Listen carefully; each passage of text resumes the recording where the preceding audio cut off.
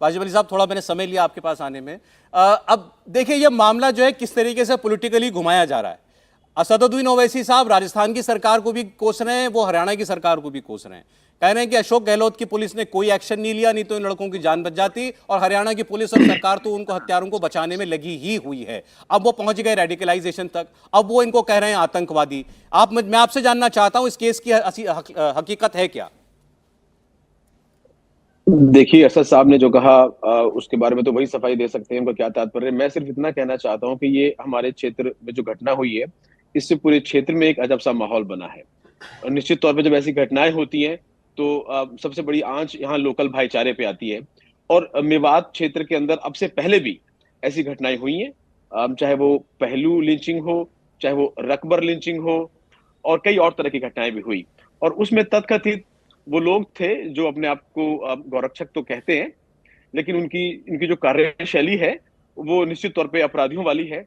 और वो वही लोग हैं जिनके बारे में मोदी जी ने भी कहा कि ये लोग रात को जो है गौरक्षक का चोला पहन के बदमाशी करते हैं और सारे गोरख धंधे करते हैं। तो फ्रीडम ऐप से सीखकर क्या आप साबुन बनाते हैं? अगर ऐसा है तो आप अपने साबुनों को 1 करोड़ फ्रीडम ऐप के जो ग्राहक हैं उन्हें बिना किसी खर्चे के आप उसे बेच सकते हैं। असल पॉइंट ये है कि गौरक्षक के नाम पे जो एक टारगेट करके एक वायलेंस फैलाना, ये एक असल मुद्दा है। और इससे निश्चित तौर पे सबसे बड़ा खतरा क्षेत्रीय भाईचारे को होता है। और जिस तरीके से ये घटना हुई, 2 लोगों को बहुत बेरहमी से उठा के मारा पीटा गया और फिर जला दिया गया, तो निश्चित तौर पे ये बहुत बड़ा जघन्य अपराध है। हम सबको इस अपराध वाजिब अली साहब, देखिए आपने जो बात कही वो तो सभी लोग मान रहे हैं कि किसी के इन लोग जिसने भी इनकी हत्या की है वो तो अपराधी हैं। आपने भी कहा ये अपराधी हैं, मैं ये भी बात मान लेता हूं, ये पेशेवर अपराधी भी हो सकते हैं कि ये लोग ऐसा करते हो, इनकी मंशा कुछ और होती हो, ये दिल से इनकी गौरक्षा भावना हो ही ना इनकी। सवाल ये है कि फिर इनको अपराधी कहा जाए ना, या इनको आतंकवादी कहा जाएगा? देखिए, अपराध करने के अलग अलग तरीके हैं, क्योंकि जिस तरीके से पहले यहां अपराध हुए हैं, पहलू खां को दोपहर के अंदर सबके सामने मारा गया, पीटा गया, उसकी जान ले ली गई, तो मुझे लगता है कहीं ना कहीं ये इनकी एक साजिश का हिस्सा है।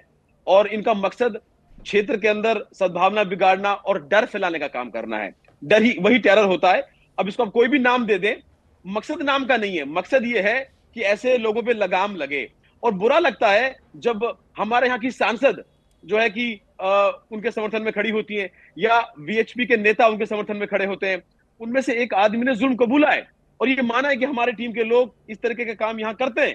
तो निश्चित तौर पे हमको अपराध को जड़ से खत्म करने के लिए क्या प्रयास करें वो करने चाहिए। और बुरा लगता है जब ऐसे अपराधी लोग सरेआम घूम रहे हैं, बड़े बड़े नेताओं के साथ उनके फोटो हैं, वो लोग कंडम इस बात को नहीं करते। प्रेम शुक्ला जी इसका जवाब दे दें, फिर मेरे साथ कैप्टन साहब भी हैं, शादाब भी हैं। मैं ब्रेक के बाद उनसे शुरुआत करूंगा चर्चा की। बार बार प्रेम शुक्ला जी उन्होंने कहा कुछ किसी भी नाम से बुलाइए, उसका वो दहशत फैलाने वाले लोग हैं, सामाजिक माहौल खराब करने वाले लोग हैं जी, तो इन पर कार्रवाई होनी चाहिए। देखिए और इनको संरक्षण ना मिले। देखिए आपकी जैसे सर तन नहीं होना चाहिए, कार्रवाई तो होनी चाहिए। कौन संरक्षण दे रहा है? लेकिन सर तन से जुदा करने वालों को संरक्षण वारिस पठान भी दे रहे हैं, वाजिब अली भी दे रहे हैं। सर तन से जुदा का नारा लगाने वाले आतंकवादी क्यों नहीं दे रहा? वो लोग उमेश कोल्हे के मर्डर करने वाले आतंकवादी क्यों नहीं है? फ्रीडम ऐप से सीखकर क्या आप साबुन बनाते हैं?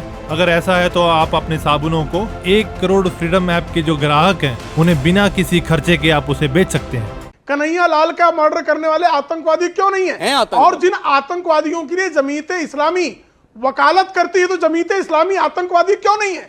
जमीयत इस्लामी मुंबई बम कांड से लेकर तमाम बम कांडों के अभियुक्तों की पैरवी करती है, तो जमीयत इस्लामी आतंकवादी संगठन है। ये वारिस पठान कह दें, ये असदुद्दीन ओवैसी कह दें, ये वाजिब अली कह दे, ये शदाब चौहान कह दे, ये नहीं कहेंगे। सपोर्ट कर रहे हैं तुम्हारा शरीर, जो भी अपराध को संरक्षण देता है अपराधी है। जमीयत इस्लामी आतंकवादी। तू तड़ाक की भाषा मत बोल, आराम से। अच्छा प्रेम जी, तू तड़ाक की भाषा मत बोल। थोड़ा ये मदनपुरा वाले आराम एक एक करके और आराम से तू तड़ाक की भाषा में बोलता है और आपके की भाषा बोल रहा हूं, ये सड़क छाप भाषा ना बोले। अच्छा ठीक है प्रेम जी, समझाओ इसको, वो मेरी जिम्मेदारी है, नरगल भाषा इस्तेमाल नहीं होगी आप। अच्छा प्लीज ठीक है। अरे किसने बोला तमीज से बात कर, अच्छा चलिए मैं एक ब्रेक के लिए रुक रहा हूं, मैं एक ब्रेक के लिए रुक रहा हूं, उसके बाद हम बातचीत को आगे बढ़ाते हैं। प्रेम शुक्ला पूछ रहे हैं सर, तन से जुदा करने वालों को भी तो आतंकवादी बोलो, उनका समर्थन करने वालों को भी तो आतंकवादी बोलो, अगर गौरक्षा करने के नाम पर कोई हत्या करता है वो आतंकवादी है तो। India TV